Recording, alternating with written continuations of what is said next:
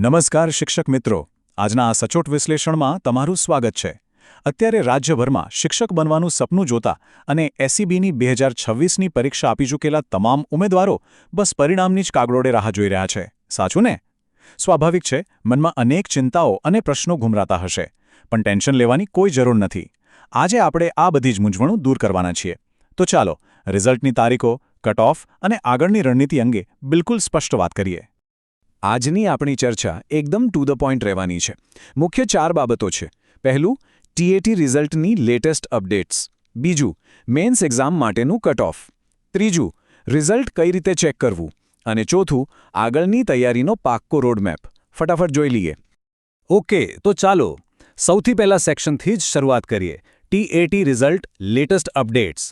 બહુ જ અગત્યની વાત છે આ. જો અહીં ટીએટી હાયર સેકન્ડરી અને સેકન્ડરી વચ્ચે કન્ફ્યુઝ ન થતા. બંનેનો તફાવત બહુ જ ક્લિયર છે. ટીએટી હાયર સેકન્ડરીની પ્રિલિમ્સ 12 એપ્રિલે હતી, રાઈટ? તો એનું રિઝલ્ટ આવતા અઠવાડિયે એટલે કે મે મહિનાના એન્ડ સુધીમાં આવવાની પૂરેપૂરી શક્યતા છે. જ્યારે બીજી બાજુ ટીએટી સેકન્ડરીની પરીક્ષા 3 મહિના રોજ લેવાઈ હતી. ખાસ નોંધજો કે સેકન્ડરીની ઓએમઆર શીટ તો ઓલરેડી આવી જ ગઈ છે અને એનું ફાઇનલ રિઝલ્ટ જૂન મહિનાના બીજા અઠવાડિયામાં આવી શકે છે.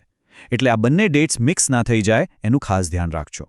હવે પરીક્ષાને 1 મહિનાથી વધુ સમય થઈ ગયો છે, એટલે થોડી બેચેની તો થાય.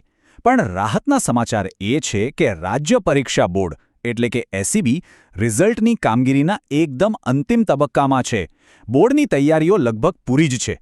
એટલે સમજો ને કે પરિણામ હવે ગમે ત્યારે આવી શકે છે. બસ થોડી ધીરજ રાખવાનો સમય છે. ચાલો હવે આપણે આજના વિશ્લેષણના સૌથી અગત્યના, કહી શકાય કે સેફટી ઝોન તરફ આગળ વધીએ. Section 2, cut off for mains exam. દરેકના મનમાં એક જ સવાલ હોય છે, ભાઈ ટાર્ગેટ સ્કોર શું છે? તો જુઓ, આ રહ્યો એ મેજિક નંબર 70. હા, જો તમારે મુખ્ય પરીક્ષા માટે ક્વોલિફાય થવું હોય તો આ 70 માર્ક્સનો આંકડો પાર કરવો એકદમ જરૂરી છે. આ એક થ્રેશોલ્ડ છે જે નક્કી કરશે કે મેન્સમાં કોણ જશે.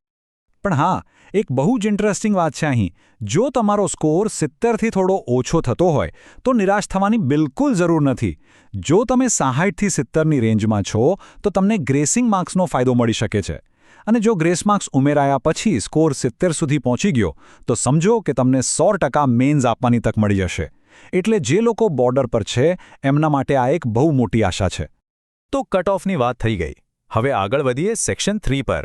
How to check results. જ્યારે રિઝલ્ટ લાઈવ થશે ત્યારે આને ચેક કઈ રીતે કરવું એ પણ જાણી જ લઈએ. જુઓ, રિઝલ્ટ ચેક કરવાના એકદમ સિમ્પલ 3 જ સ્ટેપ છે. સૌથી પહેલાં તમારે એસઈબી એક્ઝામની સત્તાવાર વેબસાઇટ પર જવાનું છે. પછી બીજું સ્ટેપ, ત્યાં તમારો કન્ફર્મેશન નંબર અને તમારી બર્થ ડેટ એટલે કે જન્મ તારીખ નાખવાની છે. અને છેલ્લે બસ તમારું સ્કોર કાર્ડ ડાઉનલોડ કરી લો. છે ને એકદમ સહેલું. હવે આપણે પહોંચ્યા છીએ સેક્શન 4 પર. Roadmap for further prep. રિઝલ્ટની રાહ જોવામાં આપણે ઘણો સમય અને એનર્જી વાપરી નાખીએ છીએ, પણ હવે એને એક પોઝિટિવ દિશા આપીએ.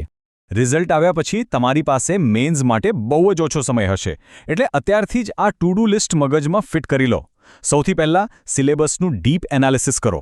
બીજું, રાઇટિંગ પ્રેક્ટિસ, લેખન પ્રેક્ટિસ અત્યારથી જ ચાલુ કરી દો, કારણ કે મેન્સમાં એ જ ગેમ ચેન્જર બનશે. અને હા, સાથે સાથે મોક ટેસ્ટ અને રિવિઝન કરતા રહેવું તો ખૂબ જ અગત્યનું છે. જો તમે પ્રેક્ટિસ માટે મટીરિયલ શોધી રહ્યા છો તો પ્લે સ્ટોર પરથી ટ્રિકી નોલેજ એપ ડાઉનલોડ કરી શકો છો.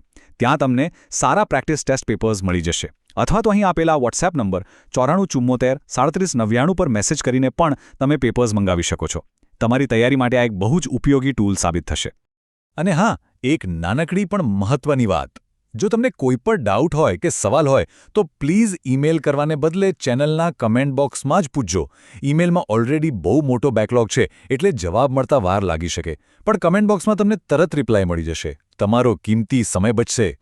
તો મિત્રો, આટલી ચર્ચા પછી એક સૌથી મોટો સવાલ એ ઊભો થાય છે કે શું ઉમેદવારો મુખ્ય પરીક્ષા માટે ખરેખર તૈયાર છે? બસ હવે રિઝલ્ટની રાહ જોવાનું છોડો અને એક્શન લેવાનું શરૂ કરો. આ જ સમય છે તમારી જાતને સાબિત કરવાનો. આવનારી મુખ્ય પરીક્ષા માટે તમામ શિક્ષક મિત્રોને ઓલ ધ બેસ્ટ. તૈયારીમાં લાગી જજો.